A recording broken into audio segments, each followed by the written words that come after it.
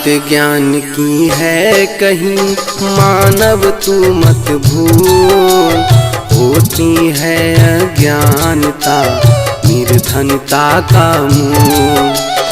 अज्ञानी पर ही सदा करे गरीबी वार, विजयी होता युद्ध में ज्ञान सदा हथियार।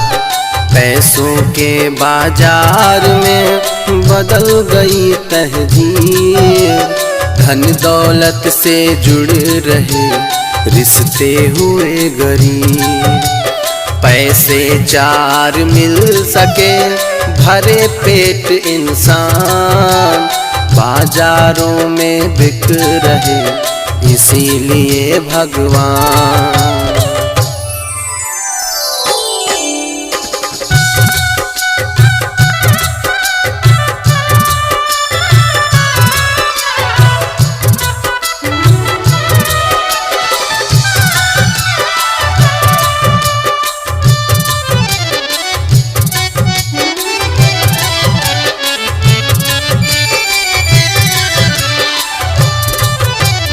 खुशियाँ मूल मिले नहीं जिसको है आभास, पास नहीं धन संपदा फिर भी है उल्लास। मनुष्य भूखा मर रहा करे गरीबी चोट, नेताओं की नजर में जनता है बस वो। परवरिश का खेल है जो हुए सौभाग्य से मेल, माँ बाप ना होते जो जीवन बन जाता जेल। प्रेम प्रेम हर कोई करे अर्थ न जाने को, जो माता पिता के शरण रहे वही प्रेममय हो।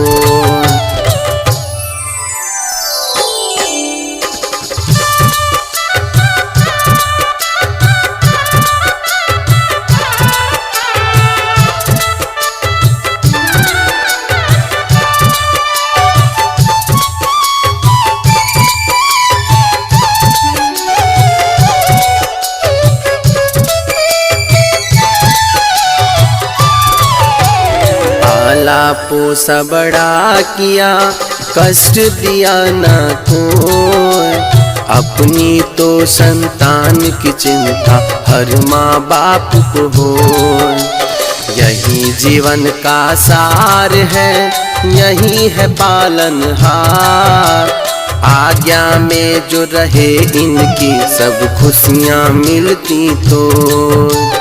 चाहे तपती धूप हो चाहे अंधियारी रात, साथ कभी ना छोड़ते असमा बाप की जात। सेवा कर पुण्य कमाइए माँ बाप को खुशी फिर हो, राकुल जीवन का सदा संकट रहे न को।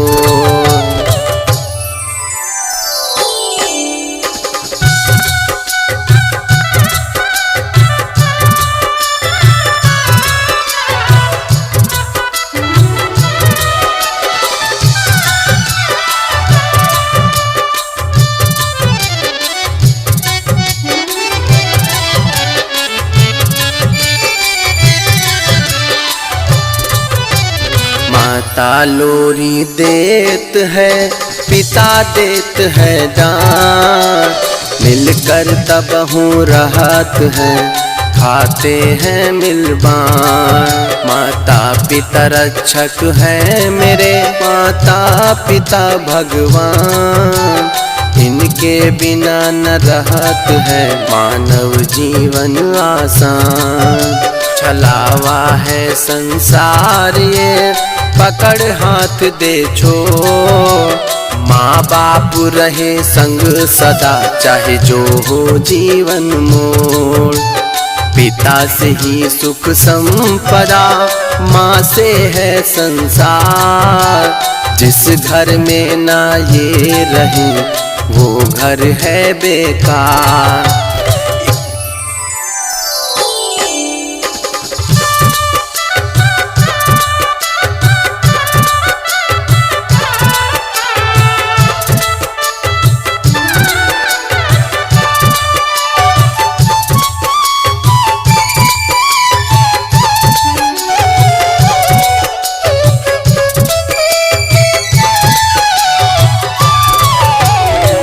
ईश्वर के अस्तित्व पे काहे करे विचार।